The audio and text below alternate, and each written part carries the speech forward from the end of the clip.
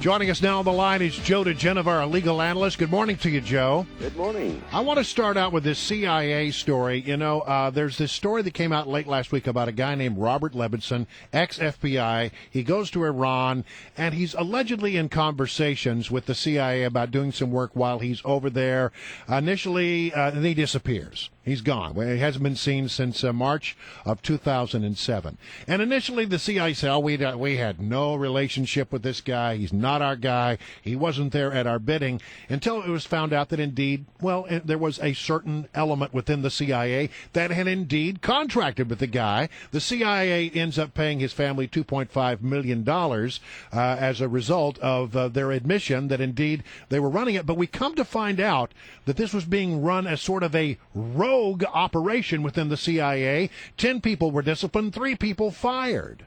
What's going on with this? Well, this is a fascinating story because it blends not only the history of the Washington metropolitan area, because this guy Levinson, who was being run illegally by a rogue operation by at least three CIA analysts, some of them very senior, in violation of the rules concerning covert actions, because that's what this is. This is a covert action which analysts are not allowed to run.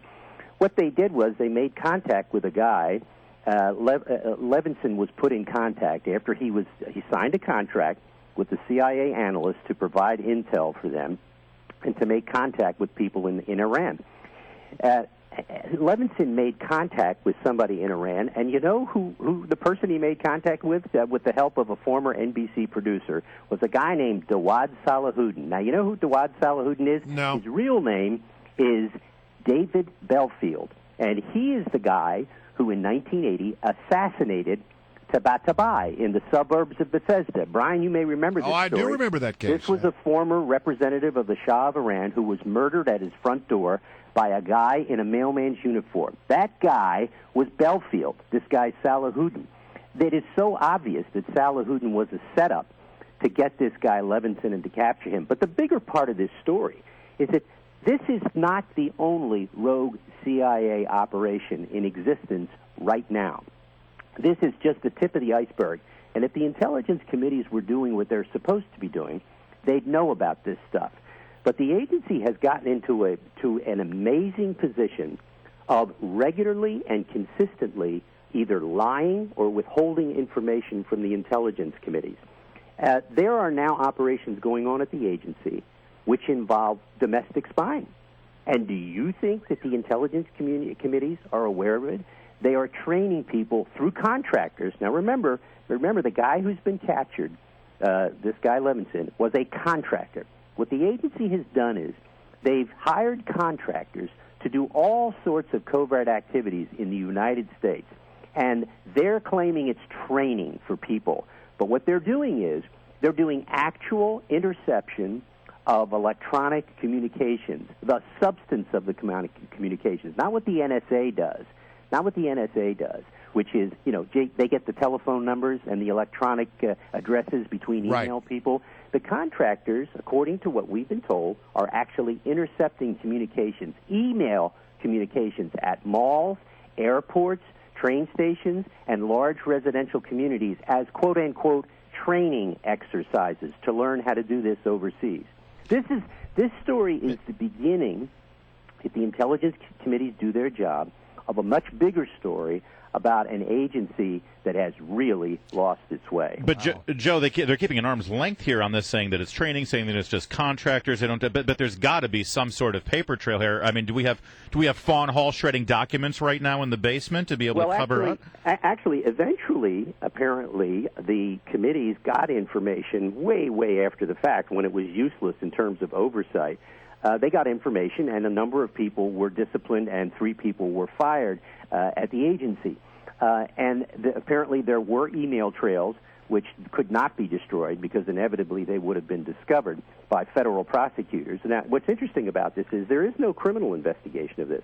This actually constitutes possible illegal activity, sure, which should have been investigated by the Justice Department and wasn't.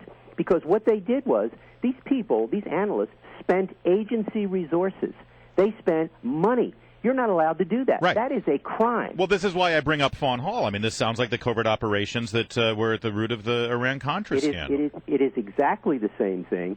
And it is amazing to me that there has not been a criminal investigation launched of the activities of these people, because it is clearly a crime to have diverted agency funds for an improper, and indeed in this case, illegal purpose. They have no right to run somebody overseas to collect intelligence, and they did so. And why there was no criminal investigation is beyond me, except that the agency didn't want one, and the Justice Department agreed with them. Our legal analyst, Joe DiGenova, is our guest right now, and there are a couple legal things that I want to swing by for you. First of all, swinging over to Obamacare, we're getting all these reports now that people may mistakenly think that they have insurance coverage right now because of the way the websites are not working. I mistakenly thought we had a president, but apparently he never shows up for one. Okay, well, but here's the question. Here's the legal angle. I mean, let's say you get, God forbid, you get injured on January 3rd when your new Obamacare insurance was supposed to kick in. You thought you were covered. You're not. You've got these injuries. You don't get the care that you think that you should get. Who do you sue? Do you sue the insurance company? Do you sue the government? Who do you sue? Well, ordinarily you have contracts which tell you what your legal rights are. But if you don't have a contract with an insurance company, the only thing you can do is sue in probably state court or federal court. But it won't be for breach of contract because you didn't have one.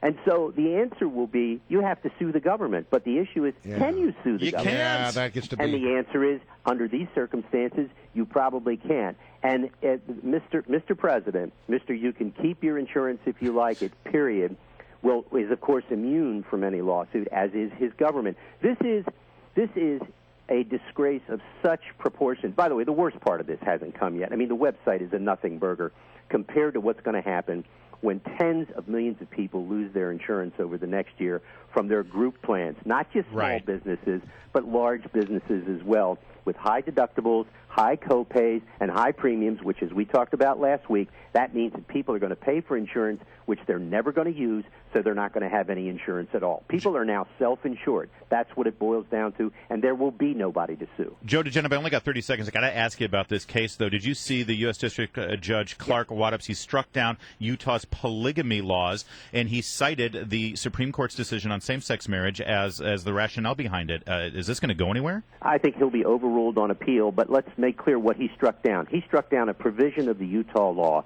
that makes it illegal for more than one person to cohabitate, not to be married, to cohabitate. They were trying to prevent polygamy back in the 1890s by making it illegal for more than one person to live together. That may very well be unconstitutional, but he didn't deal with the issue of marriage. He dealt with cohabitation.